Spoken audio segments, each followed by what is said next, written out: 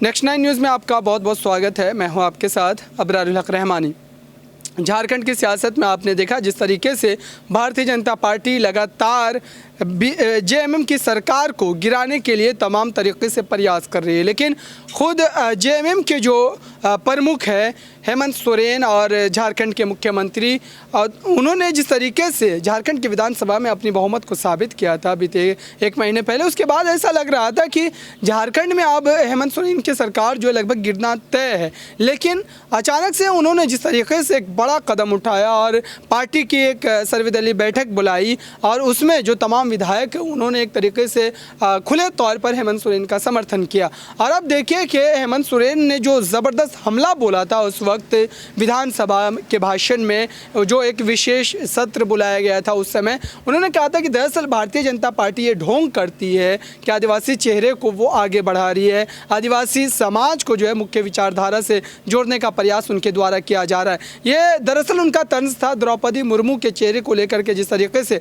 Bharatiya Janata party ने जो तमाम सियासी ड्रामा किया था उस समय, और ये बात कही गई थी कि दरअसल विपक्ष जो है आदिवासी समाज को कभी आगे बढ़ाने के लिए कोई निर्णय लिया ही नहीं और अब बीजेपी इस काम को करने जा रही है। हालांकि खुद हेमंत सोरेन ने इस बात को भी कहा कि दरअसल अगर आदिवासी समाज को बीजेपी बढ़ाना चाहती है तो फिर आदिवासी समाज के एक मुख्यमंत्री को, आदिवासी समाज के चुने गए इस सरकार को क्यों झारखंड में अस्थिर करने का प्रयास उनके द्वारा किया जा रहा है। इसी खास मुद्दे पर आज बात करते हैं। दरअसल समझते हैं कि हेमंत सोरेन और भारतीय जनता पार्टी के बीच जो ये सियासी तकरार है वो क्या और किस हद तक जा सकती है, क्या झारखंड में सरकार गिरती हुई नजर आएगी। मेरे साथ बात करने के लिए मौजूद है आसिफ जी, उनसे कुछ सवाल लेंगे और समझेंगे झारखंड की सियासत की बारीकियों को।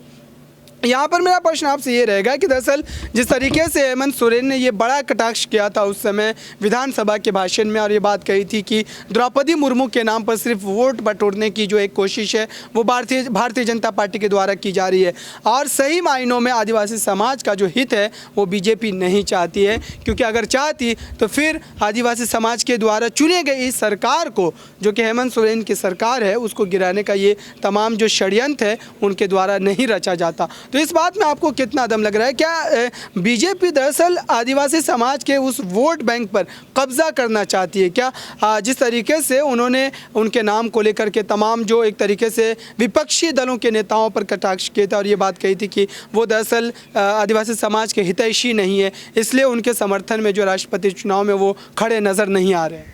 देखिए, शुक्रिया अबरार। देखिए, इसमें कोई शक नहीं है, आपने हालांकि इंट्रोडक्शन में ही बता दिया तमाम चीज़ें की क्या हकीकत है। देखिए, जहाँ तक राष्ट्रपति द्रौपदी मुर्मू जी की, देखिए ये हमारे देश के सम्मान की बात है, अच्छी बात है कि कोई आदिवासी महिला बनी है, दूसरी ऐसी महिला है जो देश की राष्ट्रपति बनी है, तो ये बहुत खुशी की बात है, ये बहुत अच्छी बात है।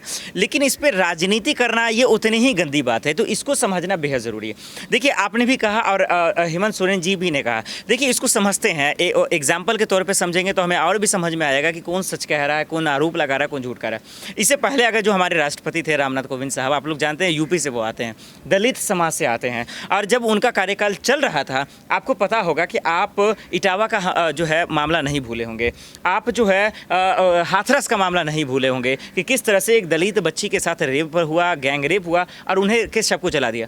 तब रामनाथ कोविंद साहब ने एक तक चूं तक नहीं कही थी।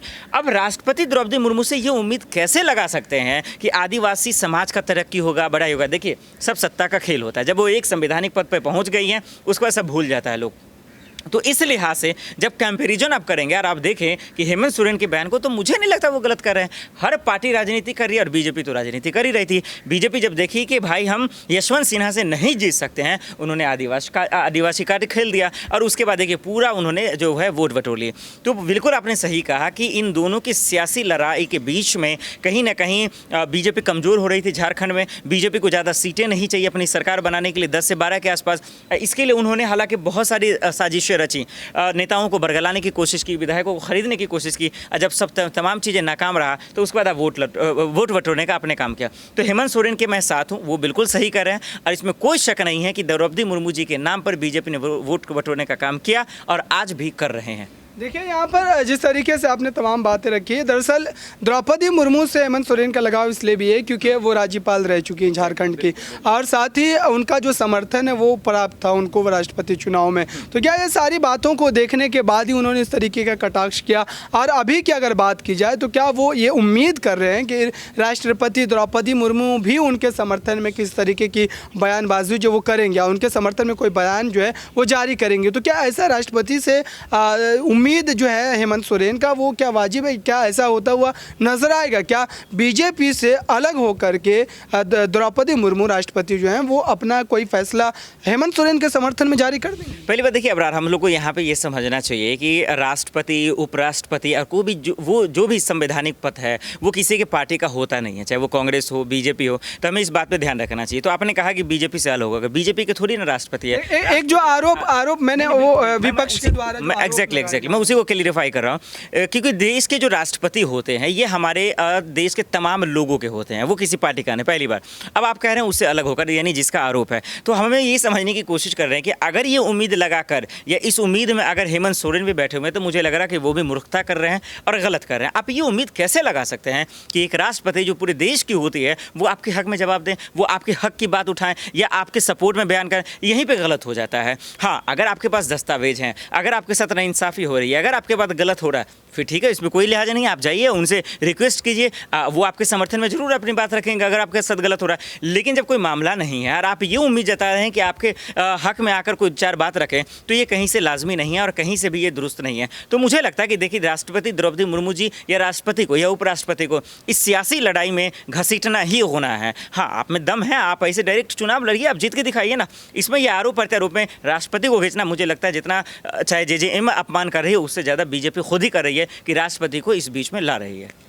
बिल्कुल, हेमंत सोरेन की जो ये उम्मीद है वो एक तरीके से गलत है, क्योंकि यहाँ पर जिस तरीके से अभी तक चुप्पी एक तरीके से देखी जा रही है और कई सियासी दलों की, यहाँ पर ख़ास तौर से बात की जाएगी जिस तरीके से झारखंड में जो रिजॉर्ट की पॉलिटिक्स आपने देखी और लगातार जो हेमंत सोरेन पर एक तरीके से राज्यपाल के फैसले को भी आना है, क्योंकि उन पर जो ऑफिस ऑफ प्रॉफिट वाला मामला है वो कहीं ना कहीं गंभीर रूप इख्तियार करता जा रहा है। तो ऐसे में अभी एक नई सियासी जो है चर्चा चलने लगी है झारखंड में कि अगर हेमंत सोरेन को मुख्यमंत्री पद से इस्तीफा देना पड़ जाएगा तो फिर उसके बाद नया चेहरा कौन होगा?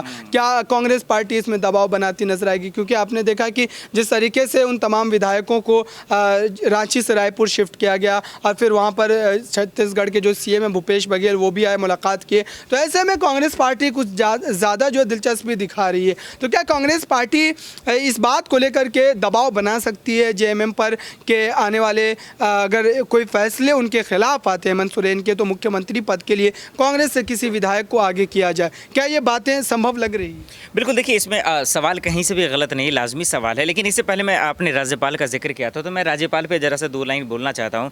देखिए, पश्चिम बंगाल आप चले जाइए, उसके बाद आप अगर आप रुख करें दिल्ली का, आप रुख करें, उसके बाद आप महाराष्ट्र चले जाएँ, इन तमाम जगहों पर देखिए जो हमारे राज्यपाल का जो पोस्ट होता है वो भी एक संवैधानिक होता है। लेकिन इन लोगों भी हमने देखा है कि ये भी बीजेपी का समर्थन करते हैं, जो पूरी तरीके से गलत है। अब ऐसे में सवाल है कि हालांकि उनका मुकाबला डट कर हेमंत सोरेन ने किया, मैं उनकी तारीफ करूंगा। अब जहां तक तो मुझे लगता है कि हालांकि उन्हें भी इस बीच में नहीं आना चाहिए, आ रहे हैं इसका मतलब वो संवैधानिक पद का अपमान कर रहे हैं, एक बात। दूसरी बात, जहां तक कांग्रेस का है, देखिए कांग्रेस की सीटें हेमंत सोरेन की पार्टी से ज़्यादा नहीं, इस बात को ध्यान रखना चाहिए। और उसके बाद भी अगर वो ये कोशिश करेंगे, अगर लालच में आएंगे, तो फिर मुझे लगता है कि कांग्रेस का ही कहीं यहाँ पर नुकसान होगा, जैसे कि महाराष्ट्र में हुआ।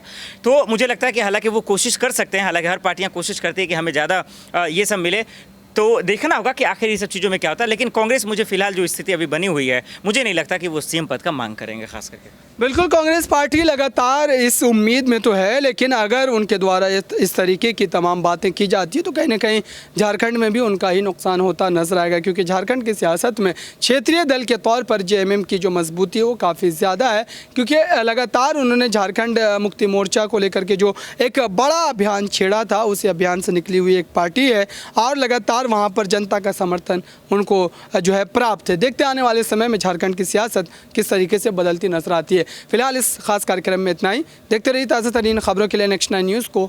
धन्यवाद।